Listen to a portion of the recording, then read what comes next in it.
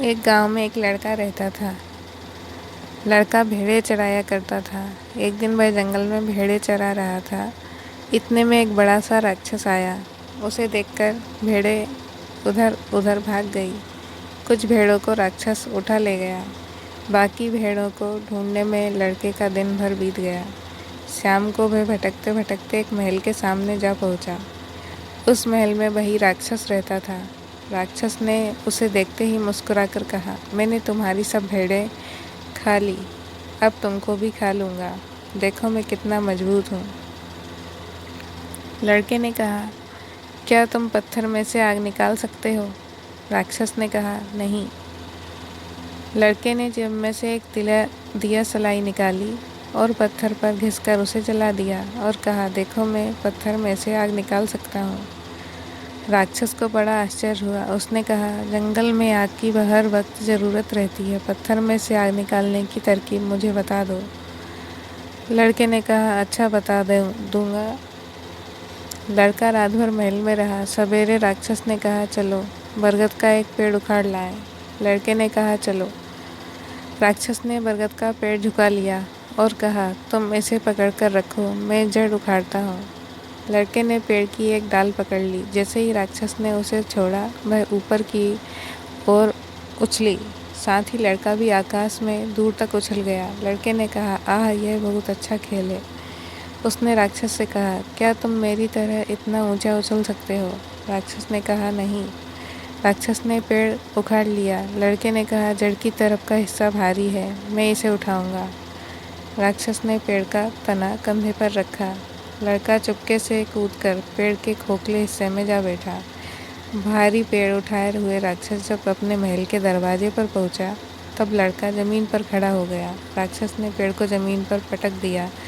वह थक गया था और हाँफ रहा था। लड़के ने कहा, तुम तो थक गए हो, मैं तो नहीं थका। राक्षस को बड़ा आश्चर्य हुआ कि लड़का नहीं थका। राक्षस ने मन में सोचा, अगर मैं इस लड़के को नहीं मारूंगा तो यह मेरा मालिक बन बैठेगा। पर लड़का बेपरवाह नहीं था। राक्षस के घर में चमड़े की एक मशक थी जो रखी हुई थी। राक्षस की आँख से बचाकर लड़के ने उसे पानी से भर लिया और अपने सोने के बिस्तर पर चादर से ढककर रख दिया। वह स्वयं दरवाजे की आड़ में चुपचाप जाकर बैठ गया। आधी रात होने पर राक्षस उठा और धीरे धीरे चलकर लड़के के बिछौने के पास पहुंच गया। उसने समझा लड़का सो रहा है। उसने बड़े जोर से एक घूंसा मारा। मशक फूट गई और पानी उछलकर राक्षस के मुंह पर जा गिरा। राक्षस ने कहा, आह, खून ही खून भरा था। सवेरा होते ही लड़का मुस्कुराता हुआ राक्षस के सामने पहुंचा और कहने लगा, रात को मैंने सपना देखा, एक मक्खी ने मुझे काट लिया।